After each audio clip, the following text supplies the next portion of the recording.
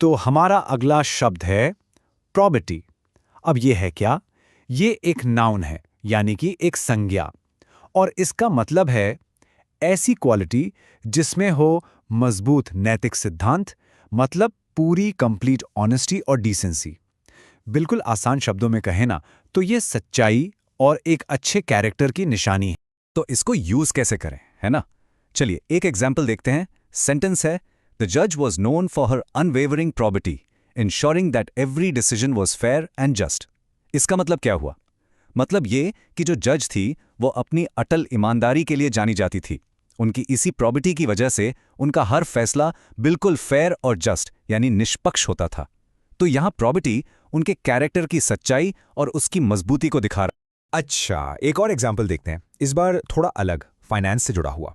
Financial probity is essential for maintaining public trust in the banking sector. अब यहां देखिए, probity के आगे फाइनेंशियल लगा है। इसका मतलब है कि बैंकिंग सेक्टर में लोगों का विश्वास बना रहे, उसके लिए फाइनेंशियल प्रोबिटी यानी पैसों के मामले में पूरी ईमानदारी बहुत बहुत जरूरी है। तो एक बात साफ हो जाती है ना, प्रोबिटी सिर्फ एक इंसान के कैरेक्टर के लिए ही नहीं, बल्कि बड़े बड़े सिस्टम्स जैसे बैंकिंग की ईमानदारी के लिए भी यूज होता है। ओके, अब चलते हैं अपने तीसरे एग्जाम्पल की तरफ, जो गवर्नेंस से रिलेटेड है। ये पिछले पॉइंट को और भी क्लियर कर देगा। The investigation was launched to examine the probity of the bidding process for the large government contract. Simple सा मतलब है, एक बड़ा सरकारी कॉन्ट्रैक्ट था, उसके लिए जो बिडिंग प्रोसेस हुआ उसकी ईमानदारी चेक करने के लिए एक इन्वेस्टिगेशन शुरू की गई।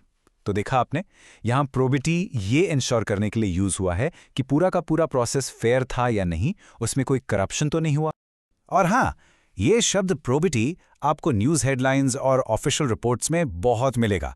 ये देखिए, ऐसी ही एक हेडलाइन है, parliamentary committee demands full probity in public appointments. इसका मतलब बस इतना सा है कि पार्लियामेंट्री कमेटी मांग कर रही है कि सरकारी नौकरियों में जो अपॉइंटमेंट्स हों वो पूरी ईमानदारी और फेयरनेस के साथ हों। जब ऑफिशियल लैंग्वेज में ये वर्ड यूज होता है तो समझ जाइए कि मामला काफी सीरियस है।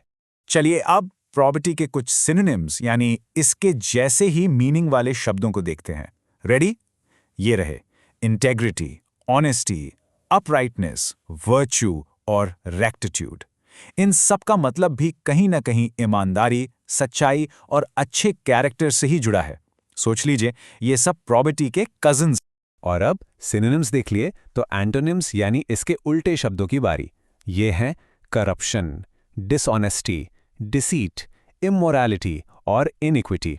बिल्कुल साफ है, ये सारे शब्द बेईमानी, करप्शन और धोखे को दिखाते हैं, यानी प्रोबिटी का एकदम ऑपोजिट। तो आज हमने एक बहुत ही पावरफुल वर्ड सीखा जो ईमानदारी और सच्चाई के लिए यूज होता है। बस आज के लिए इतना ही, मिलते हैं नेक्स्ट वीडियो में। Happy learning, bye bye.